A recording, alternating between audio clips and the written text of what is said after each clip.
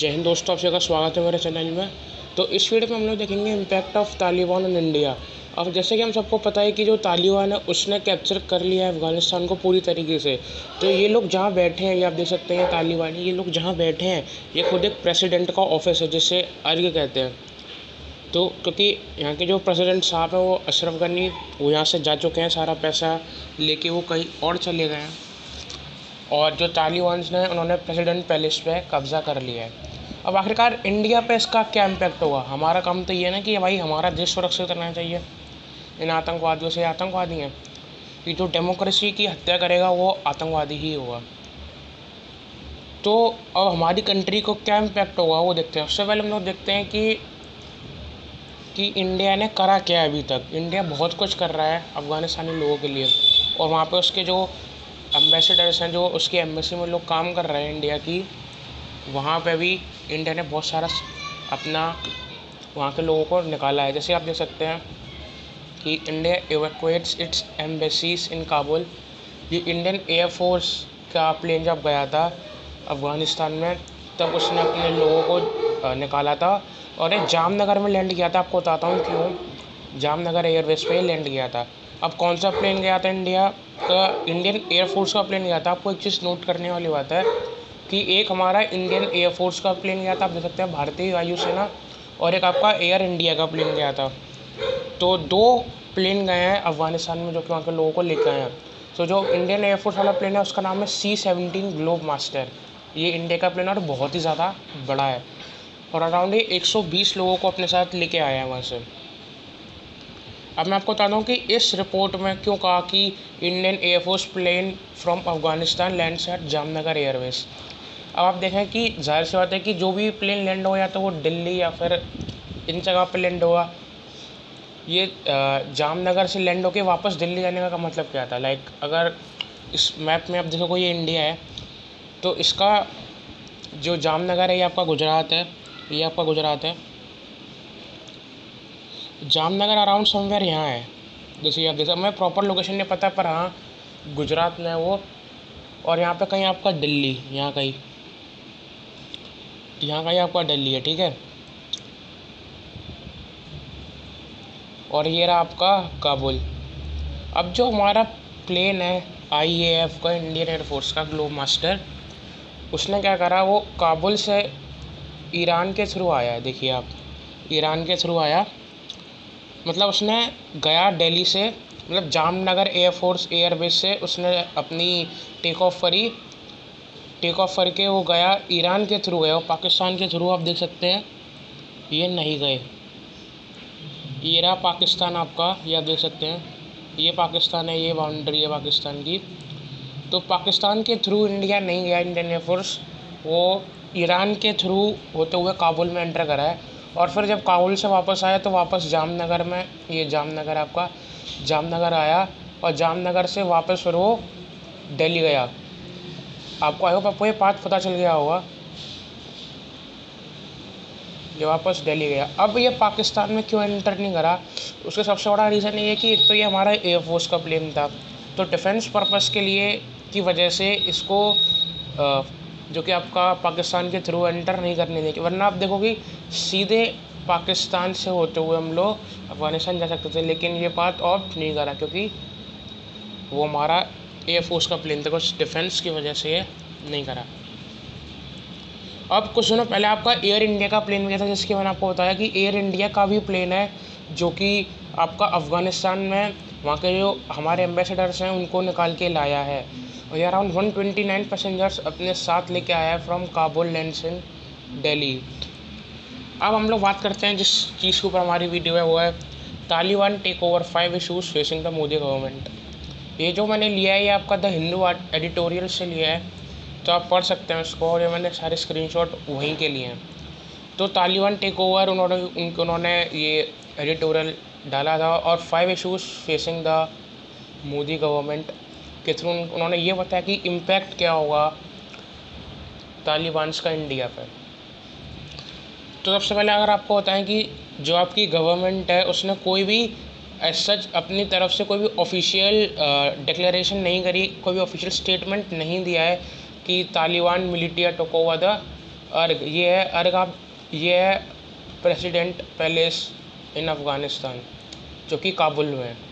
आप लोग नाम याद रखें, प्रेसिडेंट पैलेस का क्या है, अर्ग। And president Ashraf Ghani fled the country, यानी कि वो कंट्री छोड़ के चले गए। अब ये कंट्री छोड़ के क्यों गए, इनका भी एक स्टेटमेंट इन्होंने कहा कि ताकि और खून खराबा ना हो, ताकि और वायलेंस ना हो, इसीलिए जो अशरफ गनी साहब है वो कंट्री छोड़ के चले गए हैं। ज़ाहिर सी होता है अगर वो पैलेस में होते तो आर्मी इनकी सिक्योरिटी करती, जिससे हो सकता है कि जो आपके आर्मी ऑफिशियल्स हैं उनको भी जान गंवानी पड़ सकती है। On Monday top security cabinet ministry ये जो मैंने आर्टिकल लिया है मैंने 2 दिन पहले का लिया है, इसीलिए यहाँ पे बहुत सारी पुरानी बातें हैं, जैसे कि इंडियन एयरफोर्स का जिक्र नहीं है जो वो पैसेंजर्स लेके आया है, पर जो भी चीज़ है वो लॉन्ग टर्म में आप देखो वो सही बैठेंगी जो उसमें दे रखा है इस आर्टिकल में।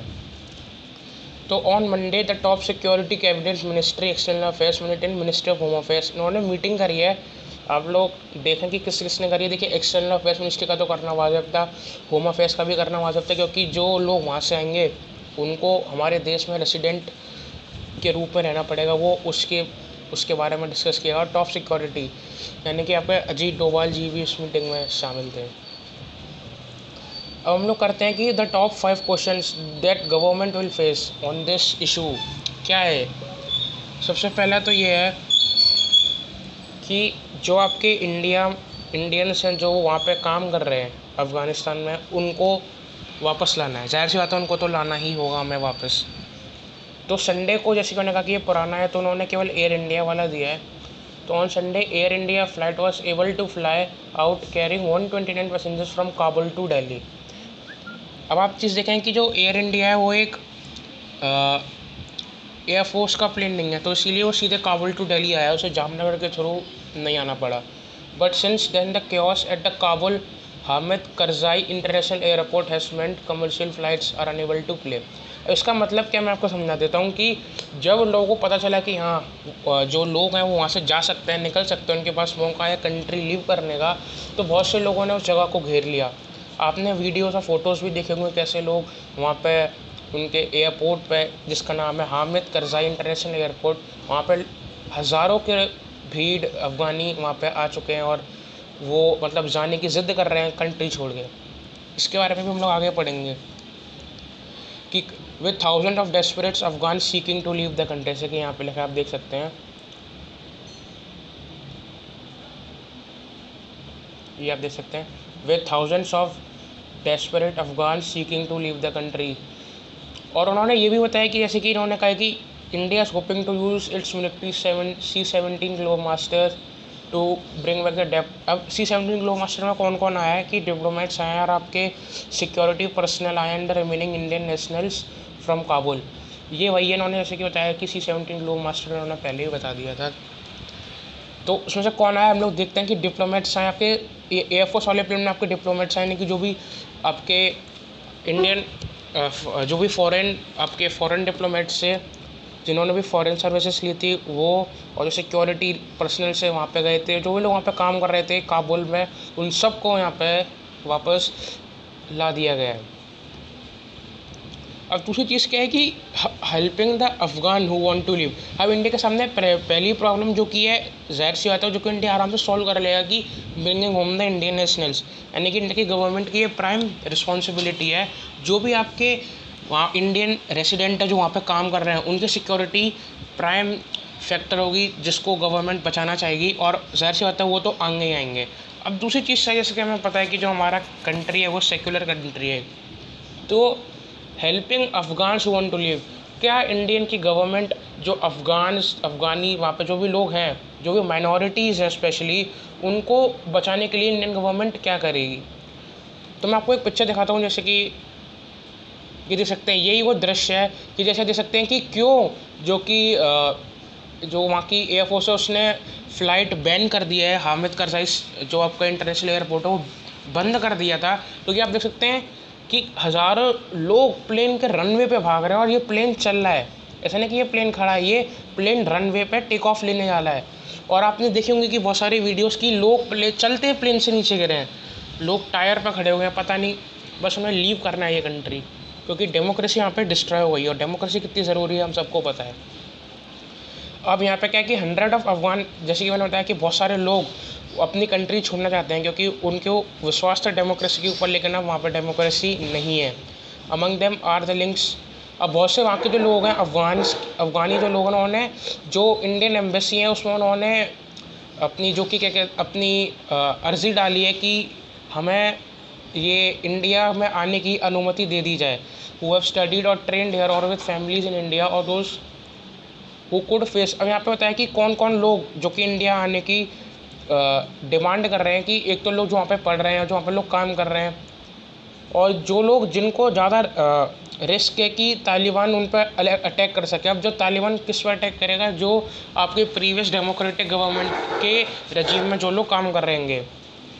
तो आपका जो मिनिस्ट्री ऑफ एक्सटर्नल अफेयर्स है, ये दे जा सकते हैं आप, इन्होंने एक स्टेटमेंट जारी कर दिया है। ये एक चीज़ है कि ये इंपॉर्टेंट है कि इन्होंने कौन सा स्टेटमेंट जारी करा है।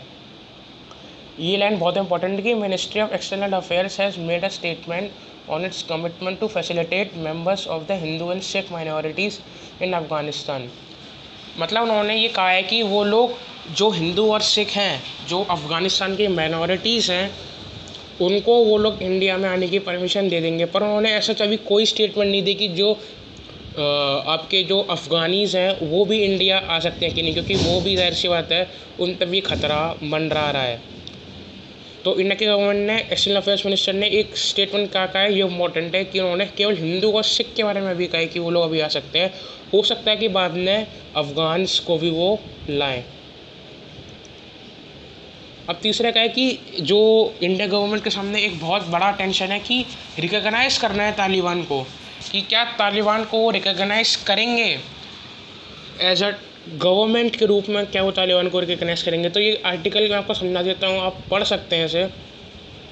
आर्टिकल मतलब उसी एडिटोरियल का पार्ट है ये, कि इसमें उन्होंने साफ साफ कहा है कि जो सबसे पहले इंडिया है, यूके है, आप देख सकते हैं ये कंट्री है, US, UK, India, US, UK, China, Pakistan, Turkey, Uzbekistan, Tajikistan, और ये आपकी India, Germany, Norway and Qatar will consider recognition of Taliban regime. इन्होंने कह दिया है कि हाँ ये लोग तालिबान को अभी मानेंगे। अब मैं बताता हूँ क्यों मानेंगे। क्योंकि अगर आप देखेंगे इंडिया के बहुत सारे प्रोजेक्ट हैं तालिबान अफ़गानिस्तान में। ये सलमा डैम है जो कि सलमा रिवर के ऊपर बना है, तो ये इंडिया ने ही बनाया है अपनी तरफ से पैसा लगा के, ये डैम है पूरा। और इंडिया की जो वो अफ़गानिस्तान की जो पार्लियामेंट है उसको भी जो कि इंडिया ने ही बनाया है। तो इसीलिए इंडिया हो सकता है कि रिकॉग्नाइज़ करे तालिबान की रजीम को। पर डीलिंग विद तालिबान और एक्सेप्टिंग द तालिबान अलग अलग चीज़ है। तालिबान हमें पता है कि कोई डेमोक्रेटिक फॉर्म ऑफ गवर्नमेंट है नहीं। तालिबान सिर्फ और सिर्फ एक आतंकवादी संगठन ही हम लोग ऐसे कह सकते हैं, जिसको फंड पाकिस्तान कर रहा है। अब इसमें क्या लिखा है कि जो कि आपके इंडिया के, जैसे कि आप देख सकते हैं कि रिगार्डलेस ऑफ वेदर और not India recognise Taliban as a legitimate ruler in Afghanistan. मतलब ऐसे इंडिया ने अभी ऑफिशियल स्टेटमेंट कहा नहीं है कि हम लोग तालिबान को रिकॉग्नाइज कर रहे हैं, पर क्योंकि इंडिया के इन्वेस्टमेंट हैं तो इंडिया को सारे स्टेप्स स्लोली लेने पड़ेंगे देख देख के। The government will open channels to communicate through Taliban. यानी कि गवर्नमेंट, जैसे ही मैंने कहा कि गवर्नमेंट के इन्वेस्टमेंट हैं तो ज़ाहिर सी बात है वो तालिबान को कांटेक्ट करने की कोशिश ज़रूर करेगी। और in the past few months security official and diplomats have made initial फ्यूचरेटिव कॉन्टैक्ट विद तालिबान। जो आपके यहाँ पर डिप्लोमेट्स, इसमें ये लिखा है कि उन्होंने बात करके रखी है कि जो कि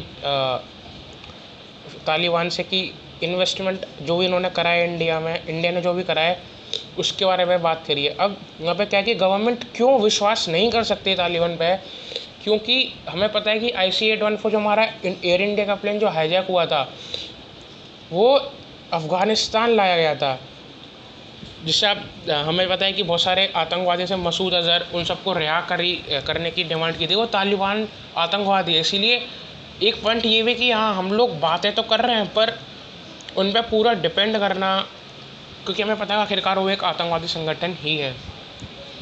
अब स्ट्रेटेजिक चॉइस विद अफ़गानिस्तान, अभी बहुत इम्पोर्टेंट है। और इम्पोर्टेंट क्यों आपको बताता हूँ मैं। आपको चाहे तो पढ़ सकते हैं आर्टिकल, ये मैं आपको दिखाता हूँ। आप देखें कि ये आपका पाकिस्तान है, जो कि जिसका मेन काम है इंडिया में आतंकवादी पहुँचाना। पाकिस्तान का काम कुछ है नहीं, ये बस आतंकिस्तान है। तो अफ़गानिस्तान में जो भी आपके तालिबान हैं वो एक आतंकवादी है जिन्हें फंड पाकिस्तान कर रहा है। अब पाकिस्तान को सो कॉल्ड अपना कश्मीर वापस चाहिए, जो कि इंडिया का ही है। तो पाकिस्तान क्या करेगा कि ये जो अफ़गानिस्तानी आपके जो टेररिस्ट हैं उन्हें इंडिया में आने का एक पाथवे मिल जाएगा, क्योंकि पाकिस्तान रुकेगा नहीं इन्हें। तो हो सकता है इंडिया पे डिफेंस के पर्पज़ से इंडिया पे जो कि एक प्रेशर पड़ सकता है। इसमें ये लिखा है, the larger question that the government faces are about how strategic options in Afghanistan will change given Taliban proximity to Pakistan establishment and the concern that anti-India terror group could occupy space in Afghanistan। मतलब कि जो anti India जो group है वो हो सकता है कि बन जाए अफ़गानिस्तान में, क्योंकि जो आपका तालिबान है वो मेजरली पाकिस्तान के अंडर ही काम कर रहा है, क्योंकि पाकिस्तान ही उन्हें सारी ट्रेनिंग दे रहा है, सारे उन्हें फंड कर रहा है। तो जो आपका तालिबान है वो पाकिस्तान के अंदर ही काम कर रहा है, और पाकिस्तान आपको पता है इसकी क्या फितरत है। तो India's influence with the new government is likely to be considerable curtailed as Pakistan influence over the Taliban remains strong। मतलब इंडिया कोशिश तो कर रहा है कि अपना इन्फ्लुएंस बनाने की, जो न्यू गवर्नमेंट है, जो तालिबान है वहाँ पे, पर जो पाकिस्तान का इन्फ्लुएंस है वो ऑलरेडी बहुत स्ट्रॉन्ग है। तो other strategic issues involve future connectivity with India head south to via Chabahar port in Iran. अब चाबहार पोर्ट भी इंडिया ने जो कि बनाया है ईरान में, तो हो सकता है इसकी भी कनेक्टिविटी पे असर पड़े अफ़गानिस्तान की तालिबान गवर्नमेंट आने पे। तो यही था इस वीडियो में कि मैंने आपको बताया कि इंडिया पे बहुत बड़ा इम्पैक्ट पड़ सकता है। कि वो 5 क्वेश्चन क्या थे, कि सबसे बड़ा इम्पैक्ट तो ये है कि इंडिया की जो सिक्योरिटी है उसको हर्ट कर सकता है तालिबान, क्योंकि आफ्टर ऑल वो एक आतंकवादी ग्रुप ही है। सो यही था इस वीडियो में। Thank you for watching.